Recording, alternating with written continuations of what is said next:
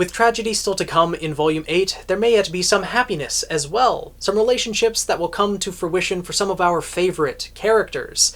But with love blossoming on the battlefield, so too could it beget an even greater tragedy. So let's discuss some of these relationships, the potential death flags surrounding them, and the hopeful, happy couples by the end of the volume. And to be clear, whoever any of these characters end up with, all I want for them is to be happy by the end of it. But our first couple is one that I think a lot of people want to be happy together. Ren and Nora, the couple that has been most prominent throughout the last 2 volumes and has been hinted at since Volume 1. In fact, their very first interaction on screen, Nora was talking about them not being together. And yet now, finally, both of them are of the mind that they want to be together. Nora was obviously the first to realize her feelings, and Ren did love Nora as well, but he was going through a lot of emotional turmoil throughout Volume 7 and 8. But now that his semblance has finally evolved, and he is very clear on his own emotions, when he and Nora finally reunite, I feel like he is going to confess to her, and they can finally be a couple, both of them on the same page. But the thing is, if the Volume 8 opening is any indication, then they may have missed their chance. When Ren activates his semblance, he can see the emotions of others and himself as flower petals surrounding them. His own flower petals, the ones likely symbolizing love, were pink. And in the Volume 8 opening, well, there was a pink flower petal that landed in Ren's hand, symbolizing that he finally realizes his own emotion. And then there was a pink flower petal fluttering past Nora. She reached out and did not grab it, meaning that she may have missed her chance. I don't think that she's moved on from Ren or anything like that. She still loves him, but she may not have her chance to actually be with him given everything that's currently happening in Atlas. If my thinking is right, that Nora is next to inherit the Winter Maiden powers from Penny, and Cinder is still after the Winter Maiden powers, then Nora may not have a very hopeful future in front of her. I really hope that both of them survive to the end of Volume 8, but remember, the first half of Volume 8 was the tame half, and I feel like Volume 8 hasn't hurt us as near as much as it's going to in these first few episodes compared to what the last 4 are going to bring us. And considering that Neith put out on Twitter to make sure not to spoil anything of episode 11, considering he's voicing Lai Ren, I think something might come to fruition between Ren and Nora in episode 11, or something very tragic is also going to happen to them in episode 11. Possibly both, one or the other, but still, I really hope that they can be together and have their time together, not that they just finally admit their feelings to one another and then have that ripped away from them. Though given the tone of Volume 8, that would make sense. But still, I'm hopeful that they will be able to continue on past Volume 8 to Vacuo and continue on this journey together, being together, and hopefully have their happily ever after by the end of the volume, right? Volume 8's opening was joking when it said happy never again, right? We can hope, at least. But yeah, overall, things are looking okay for them right now, that they will be able to reunite, confess to one another, but the hints are definitely there that tragedy may befall them. The next couple that we have, which is another prominent one featured throughout a majority of RWBY, hinted at starting really in Volume 2 up until now, is Blake and Yang.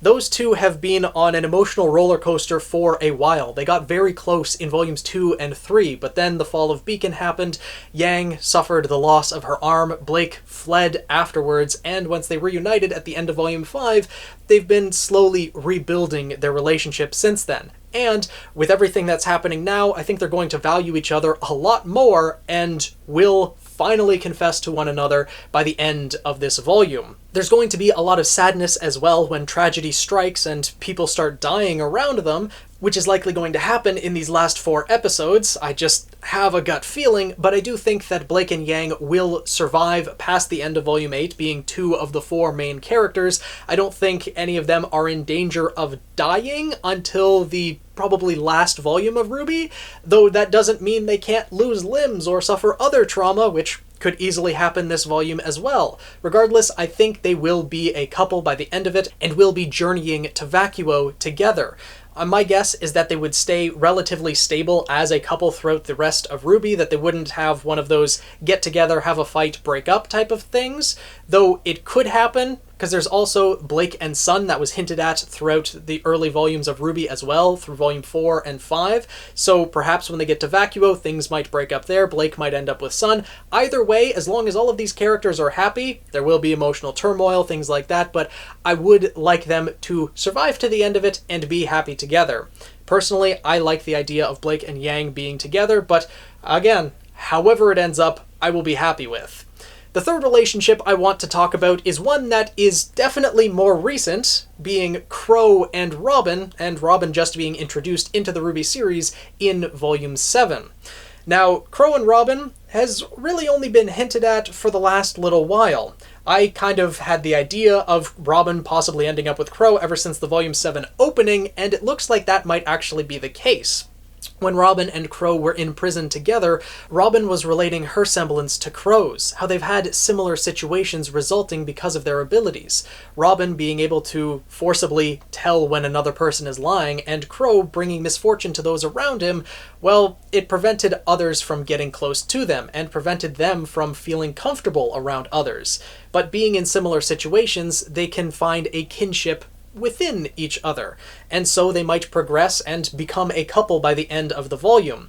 Though I will say there is a death flag or two around here. I really hope that Crow isn't going to die, and same with Robin, but with Crow going on the warpath to Ironwood, well, if Robin has grown to care about Crow, I feel like Robin's the one with the more emotional attachment at the moment, and Crow is more focused on his revenge, but I think Robin might try to step in and prevent Crow from becoming just a straight-up murderer when he goes to, kill Ironwood, and I hope when doing so, she doesn't end up dying in the process.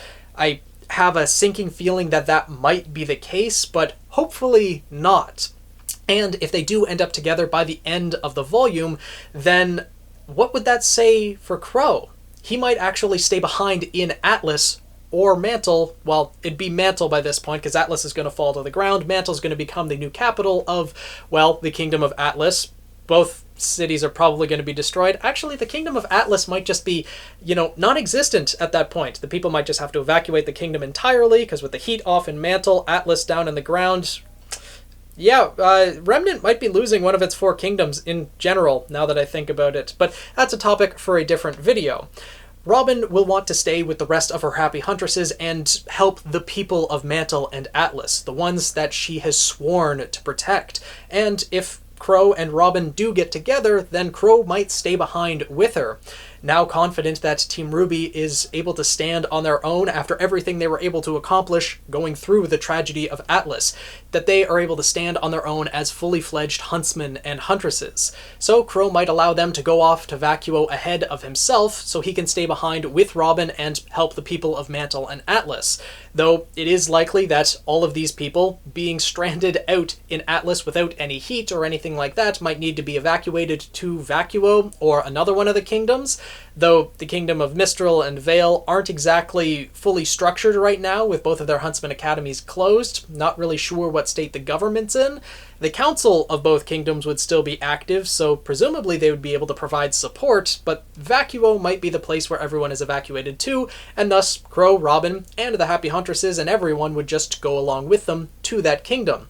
Because Crow and Robin certainly would want to join the fight against Salem, given everything that just happened. Sure, Salem's immortal, but now that she's going to have 1, maybe 2 relics by the end of this volume? Maybe 0 relics, but I have a feeling that Salem's probably going to get at least 1 by the end of Volume 8. Still, this fight is something that has to happen. They need to be able to push Salem back, or at least all be united by the time the relics are brought together. So a lot of things could result from these different relationships. I think that Crow and Robin are hopefully going to survive to the end of it and might end up being together, though it's not exactly a guaranteed thing with those two, because it's more just hinted at right now. But with Blake and Yang, as well as Ren and Nora, both of those seem pretty much confirmed that they are going to happen, at least that they're going to confess to one another. Whether they will actually get the chance to be couples together is another thing entirely. I'm really hoping that Volume 9 is going to be, a recovery volume for everyone involved,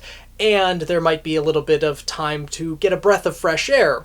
With that being the case, maybe we could see half an episode or something where it's a double date between Ren and Nora and Blake and Yang. That would be really cute. I would really love to see that, but all four of them need to survive and not be completely emotionally damaged by the end of that. So we'll see. With the Deathflags that are surrounding Ren and Nora right now, I'm hopeful that they are going to pull through, but I also have my reservations because of the Volume 8 opening and, well, you know, certain things that have happened in Volume 8 so far. So with that being said, let me know your thoughts down in the comments below. Do you think that these three relationships are likely to happen by the end of Volume 8? Do you think that they will at least confess to one another? Whether all of them will survive to the end of Volume 8 is another question entirely. Do you think that Ren and Nora will finally get the chance to be together and survive past the end of Volume 8? I feel like at least one of them will, but Nora is up in the air, just based on the fact that she missed that flower petal in the Volume 8 opening, Happy Never Again, and her potentially getting the Winter Maiden powers. With Cinder still in Atlas and actively hunting the Winter Maiden, things could just add up very badly. But I'm hoping for Renora, for Bumblebee, and for Birds of a Feather, their ship names, to become canon by the end of this volume, or shortly after in the beginning of Volume 9, in the case of Crow and Robin, because that actual confession may not happen this volume, might wait until next volume, but I'm hopeful nonetheless. So let me know what your thoughts are down in the comments below, and keep it civil, please, because I know that when it comes to shipping, a lot of people do get very polarized. Let's just hope for happiness for all of these characters, and let me know what you think about these relationships in particular, or any other relationships you think are going to come to fruition in Volume 8. Keep things positive, because in these dark times of Volume 8, we certainly need that. So with that being said, hopefully you guys enjoyed this video. If you want to see more RWBY analysis, RWBY theories, etc., make sure to subscribe and join the Guild of the Eternal Flame. Tweet me at PhoenixKnight7, and I'll see you guys in the next video.